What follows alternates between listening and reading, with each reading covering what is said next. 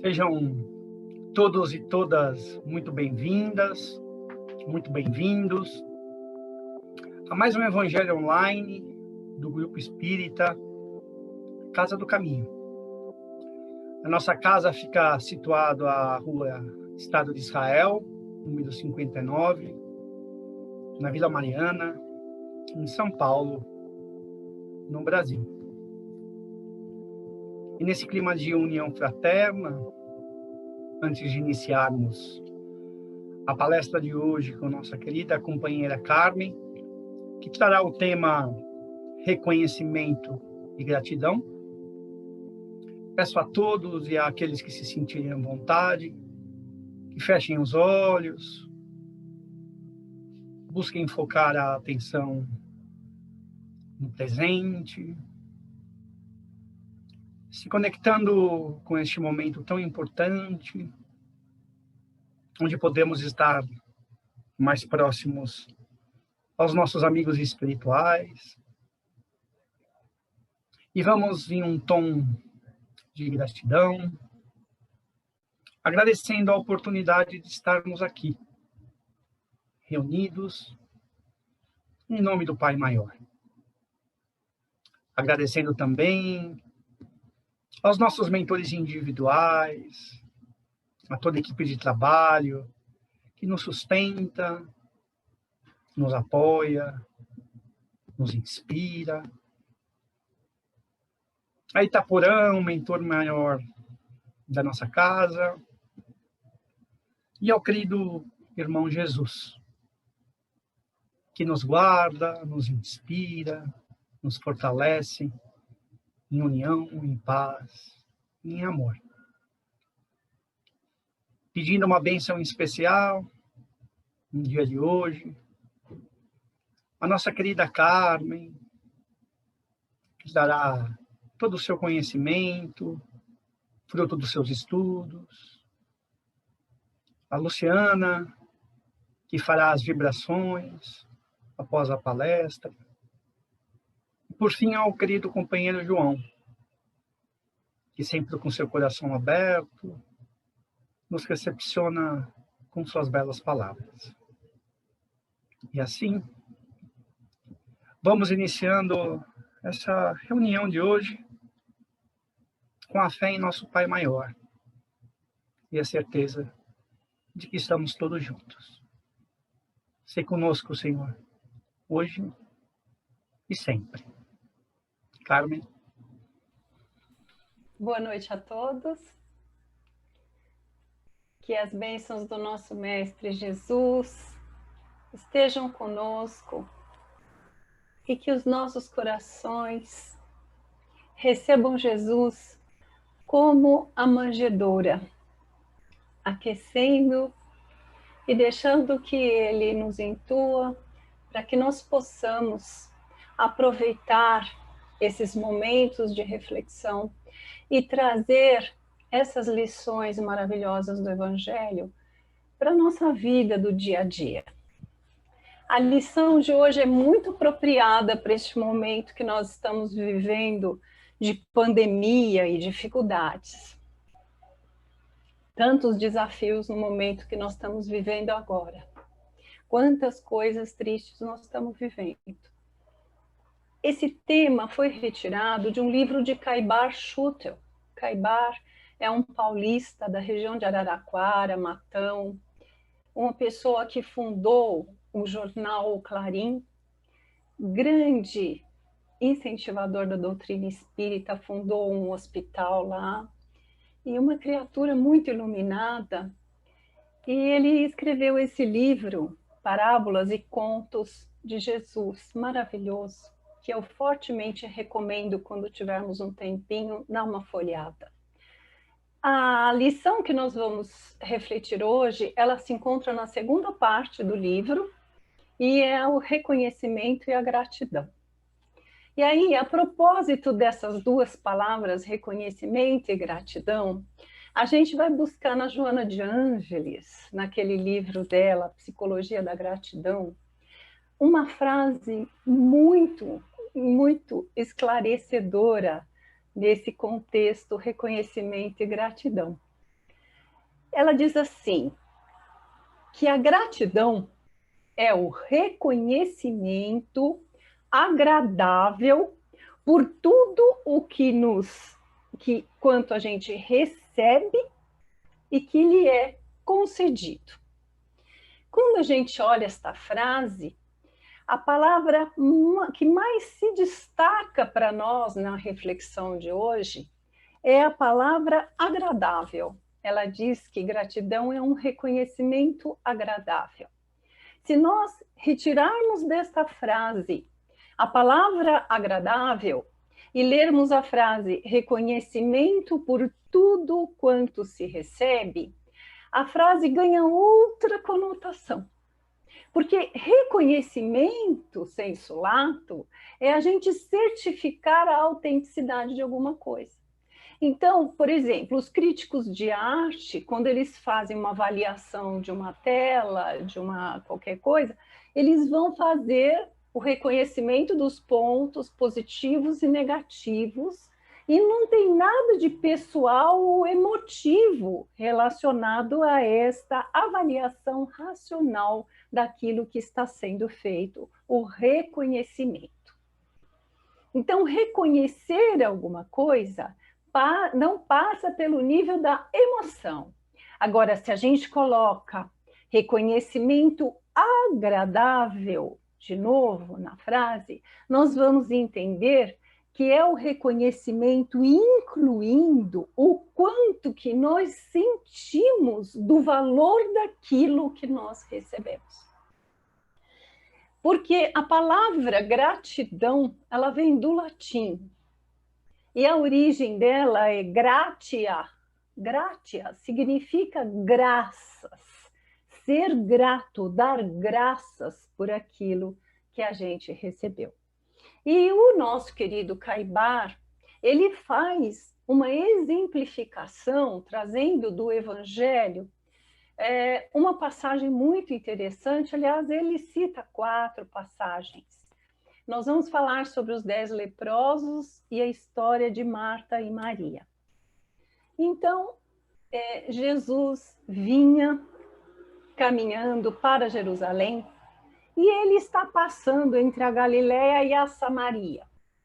E aí ele se depara com os 10 leprosos. Nós sabemos aqui que a lepra, naquela época de Jesus, ela era uma doença praticamente incurável.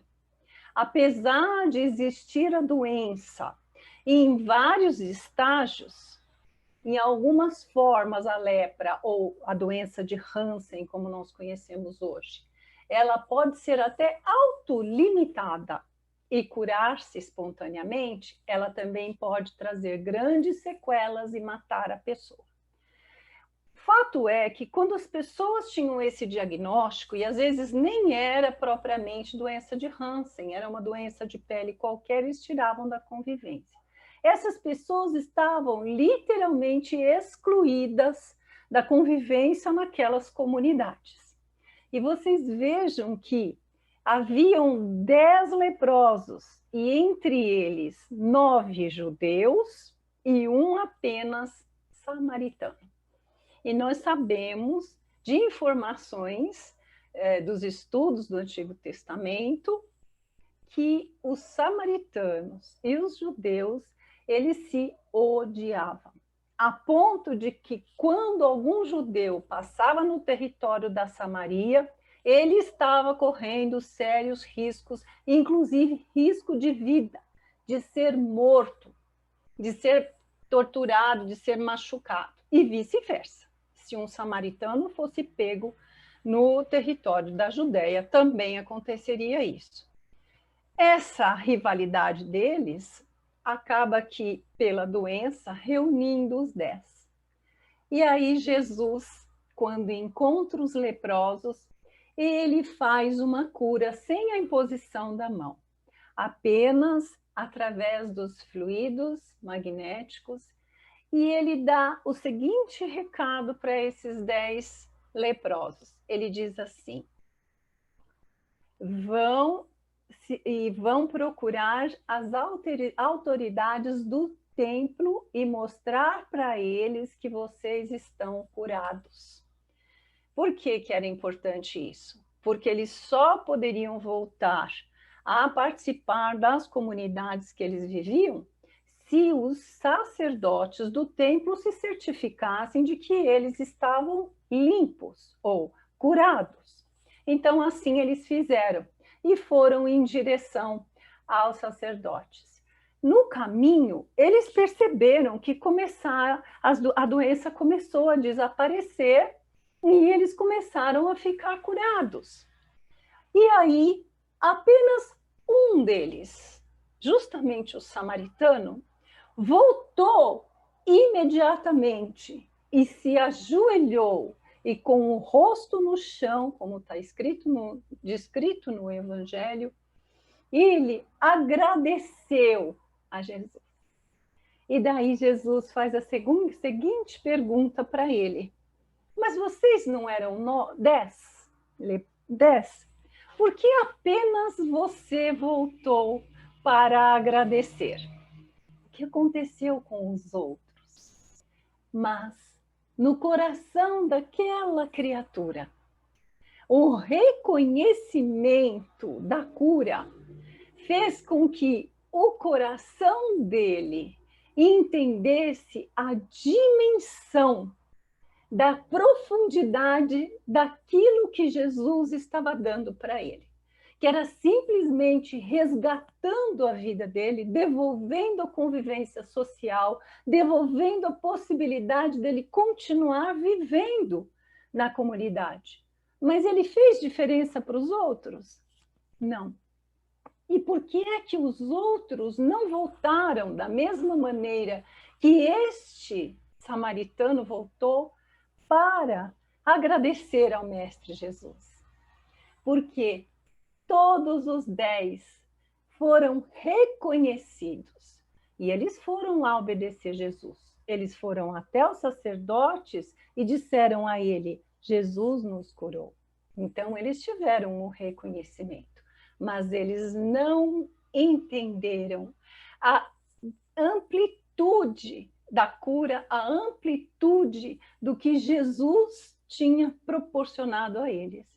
Esses filtros que às vezes nos impedem, porque nós podemos nos colocar no lugar desses esses 9 leprosos que foram curados, e essa é uma reflexão muito maravilhosa, é que às vezes a gente não tem os olhos de ver a grandeza dos gestos daquele que está nos dando gratuitamente uma graça, da extensão da graça que nós estamos recebendo, porque nós não valorizamos da mesma maneira e a gente não vê a luz dos benefícios.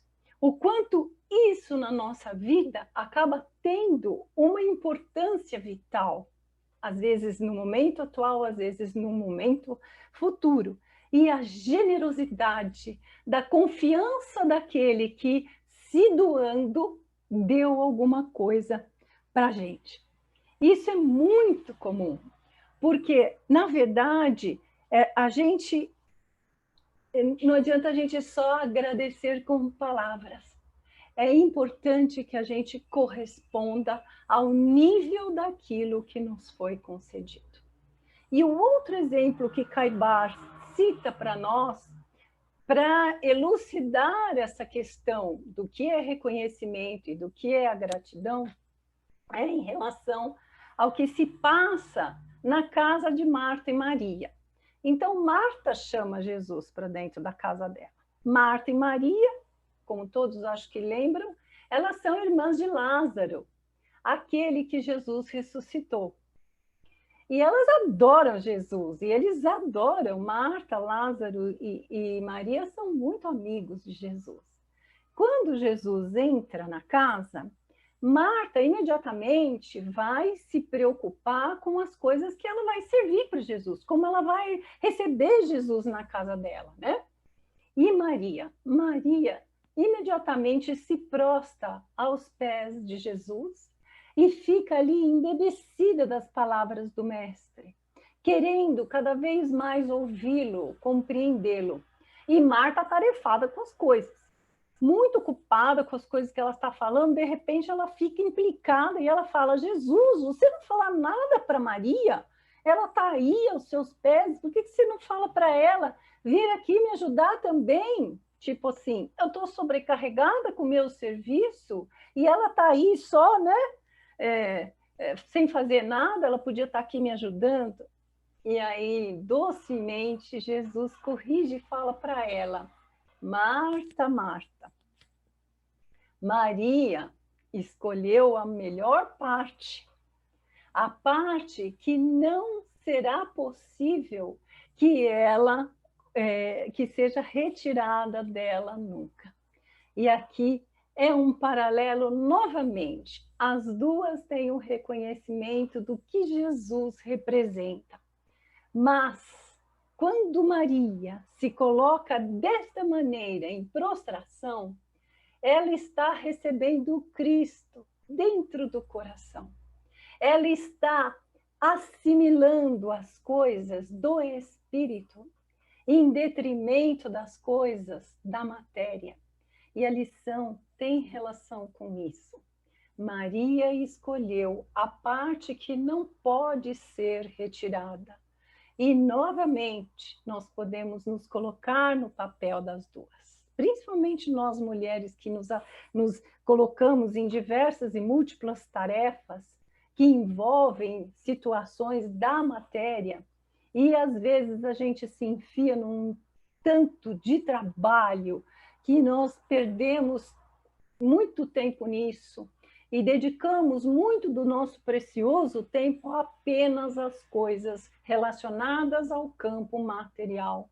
E quantas pessoas, em nome das reuniões, em nome das palestras, em nome de todas as situações do cotidiano, não tem tempo de sentar com o ente querido, com seus filhos, com seus entes queridos para trocar uma palavra de carinho, de ter um diálogo de alguma forma e de realmente estar próximo das pessoas, e trocam e fazem coisas aleatórias e perde-se muito tempo com isso sem valorizar o que realmente a gente leva quando a gente vai para um outro plano. Então, Maria, ela teve o verdadeiro reconhecimento, né, de sentir-se agraciada com a presença de Jesus. E Jesus, muitas vezes, nos procura para estar presente na nossa vida. Ele quer vir nos visitar, mas não para tomar café, não para sentar no sofá bonito, não para ver o nosso quadro da sala.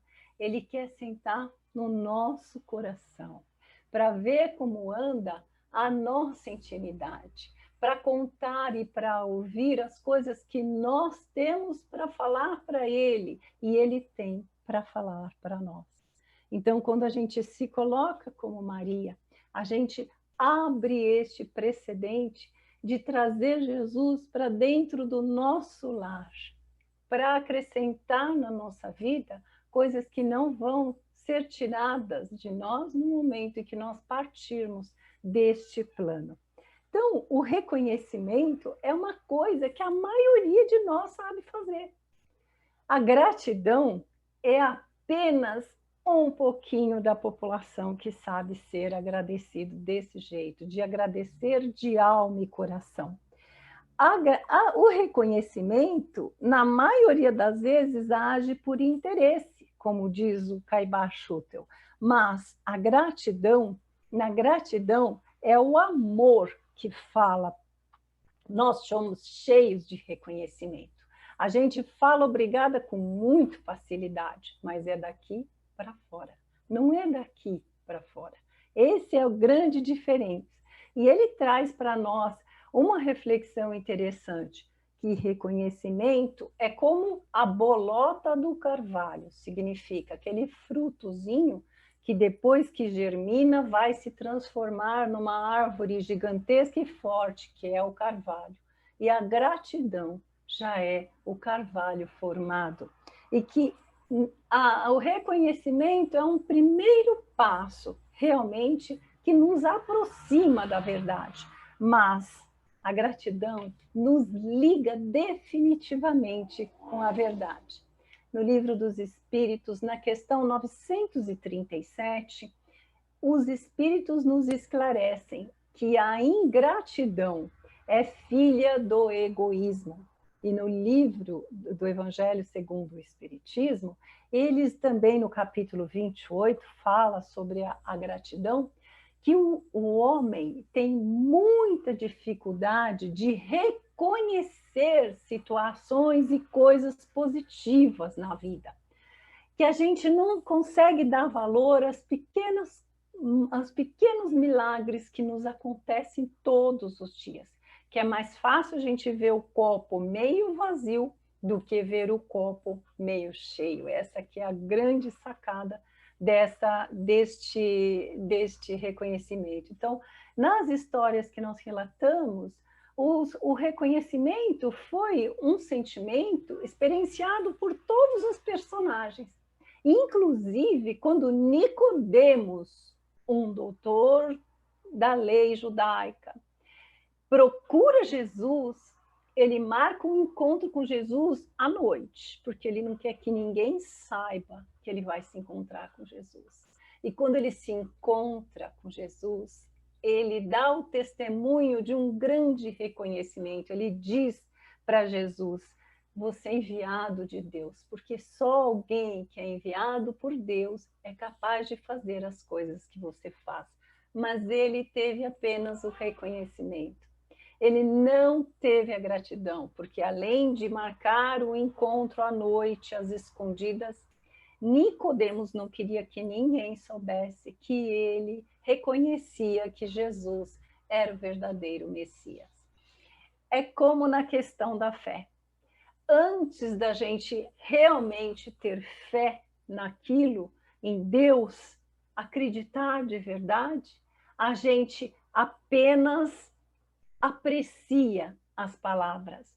A gente apenas está ali apreciando, gostando, fazendo um reconhecimento. Mas, na verdade, a gratidão é um sentimento, na verdade, uma virtude que nos aproxima muito da fé. Ainda no livro da Joana de Ângeles, ela nos traz 3 níveis diferentes que a gente pode exercitar a gratidão. Então, no primeiro nível, é aquele que a gente tem a condição, a capacidade de agradecer pelas coisas, pelo bem que nos acontece. Então, um sol maravilhoso, a chuva que limpa a poluição, um filho querido, uma flor maravilhosa, a natureza, tudo, a nossa casa, essa reunião que nós estamos, que nos possibilita tantas reflexões, tantas bênçãos, tanta luz, e tantas outras coisas maravilhosas. Abrir os olhos de manhã, ver as coisas, ter saúde, andar, sentir, tantas coisas que são automáticas para nós e que nós não lembramos de agradecer. Esse é o primeiro nível da gratidão. É o mais simples, é um nível mais simples da gente exercitar. No segundo nível, a gente vai agradecer o mal que não nos aconteceu. Um exemplo disso são aquelas pessoas, gente, quando tem aqueles acidentes de avião terrível, a pessoa relata: nossa, eu perdi o avião porque eu estava num táxi, num super congestionamento, fiquei desesperada e quando cheguei o avião já tinha decolado e o avião caiu e tantas centenas de pessoas morreram. E a pessoa fica extremamente tocada e muito grata por não ter entrado no avião e acontecido com ela aquilo que aconteceu com tantos. Então, de uma certa maneira, ela foi poupada. E outras coisas tantas que a gente pode agradecer por um mal que não nos tenha ocorrido. O terceiro nível da gratidão é o mais desafiador de todos. E é um nível, como nós estamos num plano de provas e expiações, que sempre volta, porque a gente sempre está vivendo as contrariedades, os desafios, as vicissitudes da vida. E trata-se de agradecer pelo mal que nos acontece. Parece insano uma coisa dessa, mas sim, isso depende muito do prisma em que nós encaramos essa situação. E essa doutrina abençoada vem trazer para nós um consolo maravilhoso quando nós nos entendemos seres encarnados numa das nossas encarnações e que muitas das coisas que nos acontecem hoje são frutos de coisas que nós mesmos acarretamos com o nosso modo de agir pela lei de ação e reação, acabamos trazendo para a nossa vida muitas pedras no caminho, muitas dificuldades a superar. Então, nesse sentido, André Luiz nos esclarece que o mal é o bem mal interpretado, ele diz. E que, na verdade, Deus, um Pai infinitamente bom e misericordioso, não faz coisas para que nós soframos ou para a gente ser punido ou ser castigado, absolutamente não. Mas a didática divina da espiritualidade usa, como os professores em sala de aula, um recurso didático seria corrigir, ensinar, despertar e desenvolver. Corrigir os nossos caminhos equivocados, porque às vezes é necessário tropeçar várias vezes para aprender a caminhar no caminho correto, no caminho do bem, no caminho do amor, com respeito, entendendo que estamos numa jornada juntos e que somos irmãos em Deus, fraternos. Corrigir, ensinar para nós a lei do amor, a lei da bondade, a lei do perdão, a lei da misericórdia. Despertar em nós os nossos verdadeiros valores, entendendo que nós temos as nossas potencialidades para desenvolver, e é errando que a gente vai aprender. Mas nós precisamos nos disponibilizar a isso. De que forma? Com muita humildade, com boa vontade, com resignação, para nós conseguirmos desenvolver os nossos valores e desenvolver em nós as nossas potencialidades espirituais. Tudo aquilo que em outras encarnações está dentro da nossa consciência pode vir à tona e pode nos ajudar ainda mais a melhorar nesse plano de vida que nós estamos, o nosso relacionamento com o nosso próximo. Porque é justamente no relacionamento com o nosso próximo que nós encontramos as maiores dificuldades na nossa vida. E o Haroldo Dutra, ele diz que o nosso próximo, ele é o nosso personal trainer, né? Que nós estamos aqui na Terra num curso intensivo de aprimoramento moral. Então, quando o outro quer nos ensinar a ter gratidão, o que ele oferece para nós? A ingratidão. Quando o outro quer nos ensinar a ter paciência, o que ele oferece para nós? A pessoa extremamente irrequieta, ou aquela pessoa que quando ela começa a falar, você já quer morrer. Mas você tem que treinar a sua paciência. E nessa troca maravilhosa, existem grandes aprendizados, porque é nessa troca abençoada que nós vamos aparar as nossas arestas e caminhar em direção à nossa evolução espiritual. Mas para isso nós temos que ter humildade, porque nós temos que reconhecer a nossa responsabilidade nesses desafios que acontecem na nossa vida. Não acontecem por acaso, à toa, aleatoriamente, porque a gente é a pessoa mais desastrada ou mais azarada. Não, absolutamente não. A forma como eu penso determina a minha vida. Quando eu mudo os meus pensamentos e me sintonizo para o alto, eu melhoro muito meu padrão vibratório. Isso me ajuda muito na minha caminhada evolutiva. E nós sempre estaremos colhendo os frutos daquilo que a gente plantou. quem planta vento, colhe tempestade. Esse é um ditado antigo. E como é que a gente deve agradecer? Então, como nós fazemos para agradecer? Não adianta ir nas redes sociais e só publicar palavras lindas e maravilhosas com figuras maravilhosas. Nós temos que ter atitudes. O Evangelho, ele é cheio de convite nesse sentido, que a gente tem que ter atitude. Então, como nós podemos agradecer uma bênção que nós recebemos de alguém, de um amigo, de um filho, de qualquer pessoa? Às vezes a gente gostaria de retribuir, ganhamos em dinheiro ou ganhamos algum bem, mas nós podemos fazer a oração. Nós podemos estar presente na vida desta pessoa. E mais, e muito mais importante, a gente pode fazer um benefício para o outro. É aí que o plano espiritual usa. Deus usa a gente em benefício do próximo. Um exemplo lindo disso é quando Cirineu ajuda Jesus a carregar a trave que ele teria que levar até o Calvário. Veja, Cirineu ajuda a carregar a trave, mas ele não vai ser crucificado no lugar do Cristo. Essa lição é tão linda para nós, porque ela representa, nós podemos aliviar a cruz do próximo com palavras, com carinho, com abraço, com gestos. Nós não podemos sofrer o problema no lugar dele. Nós não podemos passar pela prova, mas nós podemos aliviar a prova do próximo.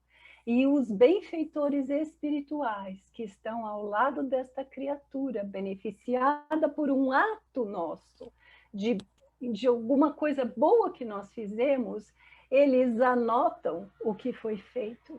E um dia, lá na frente, ganhando a simpatia dessas criaturas, poderemos ser nós que precisaremos de auxílio para ajudar a carregar a nossa cruz. Então, isso nos faz entender o quanto que cada um é importante na vida do outro e como que quando estamos juntos, nós somos mais fortes. E como a gratidão é um sentimento que faz tão bem para o nosso psicossomático, que ela gera em nós um estado de alegria, um estado de paz, diminui, reduz muito as questões da ansiedade, as questões psicossomáticas relacionadas a essas todas, pânico, medo e outras, porque ela é espontânea, deve ser alimentada pelo nosso coração. E nós podemos e devemos alimentar esse sentimento e cultivar essa virtude maravilhosa. A Joana de Ângeles fala isso no livro dela. Por que agradecer? Porque usufrui de saúde física, psíquica e emocional e compartilha de todas as bênçãos, além do que, claro, compartilha das bênçãos desses irmãos espirituais, que estarão sempre a nos auxiliar de alguma maneira. Agora, para terminar a nossa reflexão, eu peguei aqui uma oração de João de Deus, do livro A Luz da Oração, psicografado pelo Chico Xavier, muito linda, que eu gostaria de ler. Senhor Jesus, pela bênção de tua doutrina santa, que nos apoia e levanta para o reino de amor, pela paz que nos ofertas, pela esperança divina que nos conforta e ilumina, bendito seja, Senhor, pela carícia do lar, doce templo do carinho, que nos concedes por ninho, céu na terra, campo em flor, pelo aconchego suave da afeição que nos aquece, pelo consolo da prece, bendito sejas, Senhor, pelo tesouro sublime de graças da natureza, pela serena beleza do mar, do jardim da cor, pela fonte que entretece poemas da melodia, pelo pão de cada dia, bendito sejas, Senhor. Em tudo que nos reserves à luz de cada momento, o nosso agradecimento por tudo, seja o que for. Vivemos, Jesus querido, na alegria de encontrar-te, cantando por toda parte. Bendito seja, Senhor. Que assim seja. Muito obrigada.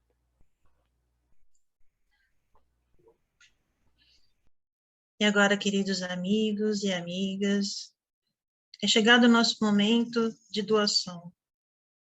Porque vibrar é orar, é doar. Doar amor pelo nosso pensamento elevado, pelo nosso coração aberto, pelas nossas maiores e melhores intenções. Respirando calma e profundamente, e acima de tudo, emanados do mais profundo sentimento fraterno, vibremos. Paz para o nosso planeta Terra, fraternidade entre todos os povos e nações. Para todos os governantes do planeta, vibremos discernimento, luz, sabedoria, responsabilidade e amor. Vibremos sustentação para todos os homens de bem em suas missões em todo o planeta. Em especial, nesse momento tão difícil que atravessamos, vibremos a todos os profissionais de saúde e as áreas relacionadas muita luz, força e amor. Vibremos muita fé, proteção espiritual para todos os brasileiros. Vibremos saúde aos enfermos do corpo e da alma. Vibremos compaixão para com aqueles que ainda não estão no caminho do bem.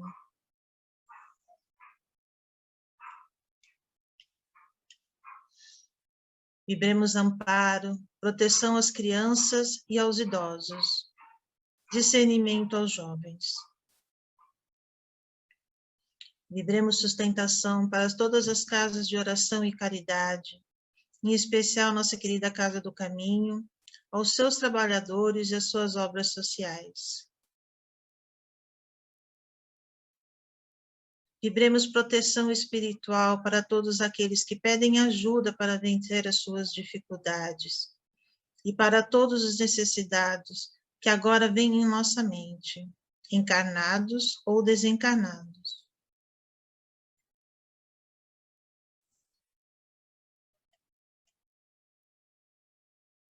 Vibremos união, fé e paz espiritual para todos os núcleos familiares, principalmente para aqueles que estão passando por dificuldades, por doenças ou perda de seus entes queridos. Vibremos harmonia para os nossos lares. Equilíbrio e força, luz, coragem, perseverança para todos nós e que se fortaleça em nossos corações o amor do Cristo. Que assim seja, graças a Deus. E assim, chegamos ao final de mais um dos nossos evangelhos, aqui onde nos encontramos, aqui virtualmente. Nós queremos trazer para o nosso coração as melhores vibrações de gratidão por tudo que aqui ouvimos, por tudo que aqui recebemos, que nós possamos abrir o nosso coração para todas essas energias que fluem para os nossos espíritos, para cada um de nós, as bênçãos que caem do plano espiritual, em especial sob a liderança do nosso dirigente Itaporã. Que nós possamos, Senhor, ser muito gratos por tudo isso, por essas bênçãos incessantes que caem sobre nós. E que nós possamos demonstrar a nossa gratidão orando a oração que o Senhor nos deixou com muito amor, com muito sentimento, um sentimento de gratidão. Pai nosso que estás nos céus, santificado seja o vosso nome, venha a nós o vosso reino, seja feita a vossa vontade, assim na terra como no céu. O pão nosso de cada dia nos dai hoje, Senhor. Perdoai as nossas dívidas, assim como nós perdoamos os nossos devedores. E não nos deixes cair em tentação, mas livra-nos de todo mal. Que assim possa ser, graças a Deus, graças a Jesus.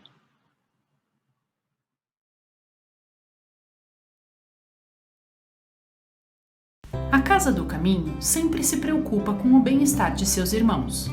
Há momentos que precisamos de amparo.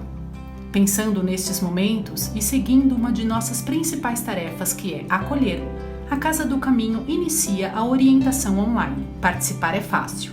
Acesse www.casadocaminho.com.br. Clique no botão Orientação Online e em seguida no botão Agendar. Clique em Sem Preferência ou em qualquer um dos orientadores disponíveis. Escolha o dia e o horário e preencha o formulário com seus dados. Finalize clicando em Concordo com a política de privacidade e em seguida clique em Agendar. Pronto, agendamento realizado. No dia e horário marcado, o orientador entrará em contato com você. Conte com a gente. Agora é à distância, mas em pouco tempo será bem de perto.